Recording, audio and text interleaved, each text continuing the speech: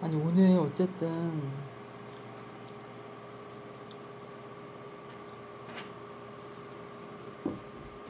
오늘 이제 문을 열고 들어오는데 얼굴이 너무 맑은 거야.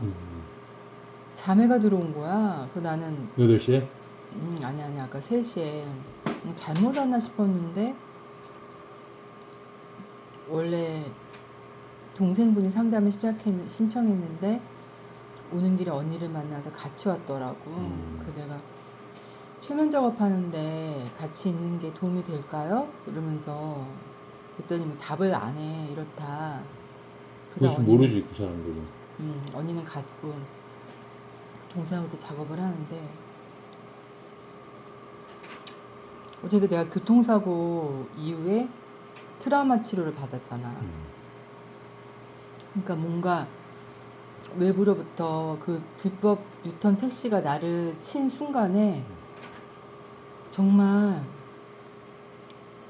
그 뭐라 그래 그 진동 있잖아. 그 파동으로 내 안에 그렇게 뭔가 위법 불법으로 나를 쳤던 그런 게 확 다 올라온 거야. 그러면서 내가 그 어렸을 때 성폭행 그것이 다시 올라왔고 아 이번에는 이거를 온전히 그것을 세션으로 해야겠구나 해가지고 그래서 예전에 내가 실습했을 때 EMDR이라는 안구정화기법 난 그게 되게 관심이 있었거든. 근데 그게 이 감각 기반 최면 치료할 때도 나는 내담자의 그 안전한 안전기지를 마련하는 호흡법이나 명사법 이런 거 한단 말이야. 최근에는 오픈 포커싱 해가지고 그 사람이 내면의 공간을 만들고 외부의 공간을 만들고 하면서 그것을 현존업하고 연결했더니 너무 좋은 거야. 지금 이 순간에 거하게 하는. 그러면서 바로 체크를 하거든. 이전의 몸의 상태와 지금의 상태를. 그럼 바로 편안해졌어요. 그 호소하는 어떤 증상들이 바로 무뎌지거나 없어지거나 이러는 거야. 근데 진짜 안구정화기법 하면 내가 놀라운 거는 난 여태까지 뭔가 표현예술치료, 예술심리치료, 소매틱 이런 것들이 인지 영역이 아니라 감각과 감정 영역이거든. 그리고 나중에 내가 어떻게 작업했는지를 메타인지로 이렇게 뭔가 통합시키는 언어화하는 게 있는데 그 안구정화 기법을 하면서 내가 10회기 중에 6, 7회기를 받았어. 그걸 직접적으로 정말 여러 군데 찾아다녔어. 하는 데를. 그러다가 내가 동국대에 정신과 치료를 받으려고 해서 했더니만 이걸 안 하고 약물만 처방을 하는 거야. 시간이 많이 걸린다면서. 근데 그 말에 엄청 충격을 받은 거야. 그리고 여기저기 다녔지만 실질적으로 나의 증상과 상처나 트라우마에 연결되는 게 아니라 그냥 겉핥기식이더라고. 물론 내가 인연이 안 돼서 그럴 수도 있겠지만 어쨌든 EMDR 하면서 내가 하는 최면 치료랑 너무 비슷한 거야. 눈을 뜨면서 하고 있지만 근데 참 놀라운 게 내가 그걸 다뤘는데 마지막에 일상에서의 어떤 내 불편한 감정과 감각이 다시 올라왔어. 또 다뤘더니 정말 그 순간에 내 몸의 감각이 정말 마비 상태더라고. 그러니까 이거를 여러 차례 다뤘는데도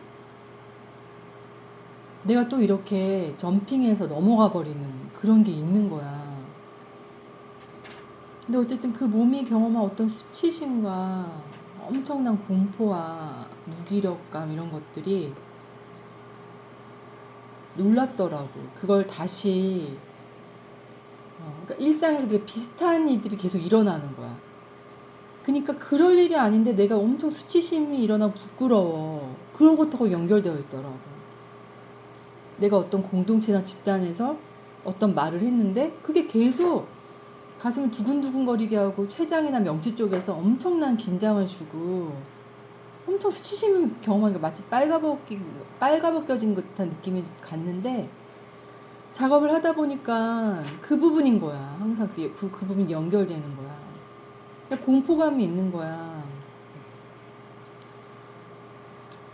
그런데 내가 그걸 작업하자마자 오늘 강간 트라우마를 가진 분이 오셨고 그분이 자기가 강간 트라우마가 있다는 것도 모른 채로 부부관계, 가족관계에서 경험하는 욕을 그렇게 해. 술만 먹으면은 족 같다는 말을 엄청 하는 거야. 근데 그분이 너무 괴로워해가지고 내가 나한테 언제든 문자를 보내라고 했거든. 근데 문자를 보낸 그 내용이 엄청나게 명료해. 되게 밝은 사람인 거야. 근데 오늘 딱 봤는데 너무 밝은 사람인 거야. 근데 그 사람이 얘기를 하다가 이 사건을 얘기하게 된 거야. 근데 감각이 모두 닫혀서 이 얘기를 하는데 전혀 몸하고 연결이 안 돼. 그냥 다른 사람 얘기인 거야. 근데 그 분노와 엄청난 내 몸이 오늘 엄청 냉기와 엄청나게 있잖아. 막 너무 분노가 일어나고 그들을 처벌하지 않은 것. 그러니까 대리회상처럼 내가 경험하면서 역전이가 일어나고 내 몸이 엄청 흥분된 상태인데 이 사람은 정작 그렇지 않은 거야. 야, 그런데 작업하다가 뭔가 접촉할 만하면은 몸이 불편해져. 신기하더라고. 이 사람이 그 최면 작업을 잘 했는데 뭔가 접촉하려고 하면은 자세를 비틀고 앉고 있잖아. 너무 답답해서 못 앉아 있게 되는 거야. 그래서 내가 그러면 하고 싶은 대로 하라고. 그랬더니 일어나서 움직이기도 하고 막 이러면서 자기도 이러는 거야. 너무 민망하다고. 계속 하품을 해. 그러면서 졸린 것도 아닌데 하품 계속. 이완이 일어나. 몸이 있잖아. 완전 철옹성 같은 몸이 얼굴이 계속 순식간에 변하는 거야. 얼굴이 엄청 말랑말랑하게. 그렇게 생긴 얼굴인지 몰랐어 진짜. 예쁘긴 예쁜데 아니 다른 사람이 누워있는 것 같은 거야. 근데 본인은 제가 작업이 안 되는 것처럼 느껴지지만 그 일어나는 모든 감각에 작업이 돼가고 있는 거야. 가만히 있질 못하는 거야. 그래서 그렇게 그냥 또 보라고 하고 그랬더니 또 편안해지고 그래서 내가 다시 그거를 집중하게 하면 또 가만히 있지 못하고 계속 그런 일이 일어나더라고. 그래서 내가 시간도 많이 지났고 그리고 그 부분 원래 그 부분으로 온 게 아니니까 어떤 작업을 하고 싶냐니까 어린 시절에 그걸 작업하고 싶다고 하시더라고. 근데 내가 내 작업을 하지 않았으면 이분은 이렇게 작업 못했을 것 같아. 너무 감사하면서 앞으로 작업할 것들이 정말 많겠구나 이런 생각도 들고 그리고 그분이 어린 아기 엄마인데 아기를 막 때리고 싶었던 거야. 그리고 진짜로 때리기도 하고. 그러니까 폭력성 있잖아. 자기 안에 어떤 폭력성 있지. 그걸 이제는 감출 수가 없게 된 거야. 너무 억눌러 와가지고. 그러면서 봤는데 어쨌든 이렇게 이번 주에 사람들이 계속 찾아오고 그리고 그 사람들이 하는 말과 엄청난 비밀들이 계속 밝혀지는 거야. 정말 한두 사람이 아니라 실은 이렇게 달걀만한 이야기를 하면서 상담받겠다고 했는데 거긴 다 바위가 있고 막 무너져 있고 그래서 어떻게 하나같이 다 이러지? 오늘 작업했는데 다음 주 작업할 땐 더 큰 게 나오고 막 근데 그러면서 그 사람의 얼굴이 굳어져 있던 얼굴은 반대로 가는 거야. 그런 게 너무 신기하고 그래서 와 이런 감각 기반으로 하는 이 작업을 뭐라고 부를 수 있지? 근데 조율이야. 조율. 그러니까 그 조율 노래에서도 잠자는 하느님이여, 잠자는 하느님이여, 이제 그만 일어나. 이런데 이 사람들이 너무 다 지극한 사람들이야. 정말 자기가 나쁘고 못됐다고 생각하지만 그렇지 않아. 엄청난 그런 공력이 있다 그래야 되나? 오늘 오신 분도 그렇고. 그래서 진짜 이게 뭔가 천지가 도와주고 있다. 이게 옛날에 왜 우리가 온이음 마무리 끝잔지 할 때 천지가 덮어지고 실어주는 은혜라고 했거든. 그러니까 뭔가 상처는 덮어주면서 힘을 내서 실어주고 있잖아. 그런 은혜장들이 열리고 있구나. 그러니까 뭐 그리고 막 그 청소년 상담할 때도 가족이 이제야 좀 서로 소통하면서 있잖아. 그 뾰족한 아이의 말에 엄마가 막 샤우팅하고 이런 게 끝나는 게 아니라 그러면서 살아있는 기운으로 온 가족이 다 참여하는 거야. 가족 대화가 일어나고 화기애애하게 일어나지 않았던 일들 막 일어나는 거야. 근데 부모는 본인들이 되게 어른스럽지 못하다고 스스로를 부족하게 여기는데 난 그렇게 얘기 안 했어. 생생하게 살아있는 경험들이거든. 그걸 좀 축하했으면 좋겠다고. 가족 안에서 일어나는 왁자지껄함 있잖아. 그래서 그걸 좀 축하하면 좋겠다. 가족이 모두 다 함께. 우리 가족이 이제 좀 여유가 생겨서 이런 것들이 드러나고 일어난다. 그동안은 막 도덕적으로 약속 지키면서 규칙 지키면서 엄격하게 막 너무 애써왔던 가족이 너무 감동이야. 내가 그랬어. 그 뾰족함만 없으면 참 너무 좋은데 이런데 그 뾰족함은 생명이거든. 그 아이의 뾰족함이 그 가족을 깨운 거야. 어떻게 보면 선물이 됐어. 그래서 다른 가족들의 성질이 다 드러나. 오빠가 엄마 좀 애 좀 안아주세요. 너가 좀 엄마 좀 안아줘. 너무 감동이었어 진짜. 이거를 막 전달하는 그 엄마의 목소리가 엄청 살아있는 거야. 생명력 있는. 그럼 결국 모두 살아있는 소리를 내는 가족이 된 거야. 그걸 그 아이가 했어. 좀 놀라운 것 같아. 그런 게. 그러니까 오늘은 또 다른 커플은 데이팅 앱에서 만난 남자와의 관계인데 그런 생각이 들더라고.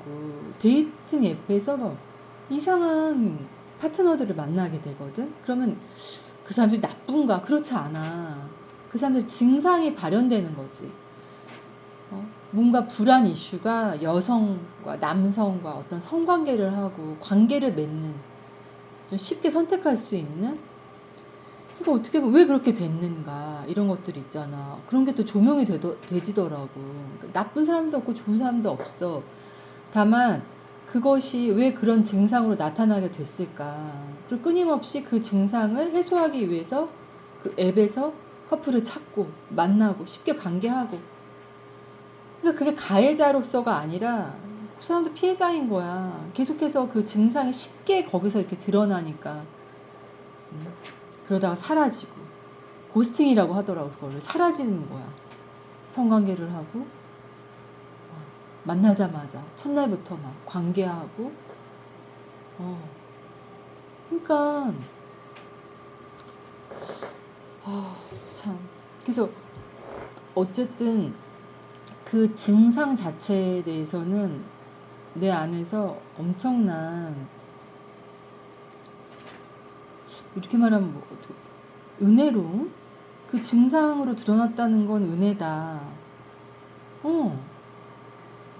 그걸 알아차리고 그 안에서 자기 증상을 어떻게 바라볼 것인지, 자기가 자기 증상에 대한 어떤 측은지심이 있고 연민과 자애가 있으면 그곳으로부터 나올 수가 있거든. 그러니까 참 무엇을 말하든 참 어떻게 같이 동행하는 것에 대해서 되게 초점이 잡혀지고 내담자가 취약성을 드러내든 저항하든 멈추든 그 모든 것이 증상이기 때문에 어떤 것도 잘못된 건 없는 거야. 그것이 나타나면 웰컴하고 그것에 대해 다시 조명하고 그것이 무엇을 변하는지 그걸 같이 목격하니까 신비롭다고 그러시더라고. 근데 물론 말씀드렸지. 이게 신비로운 것보다는 오늘 이 작업이 일상에서 나한테 어떤 도움을 주는지를 발견해내셨으면 좋겠다고. 그러면 다음 상담이 가능해지니까 같이 충분히 갈 수 있으니까 각자. 아무튼 고마운 시간이었네.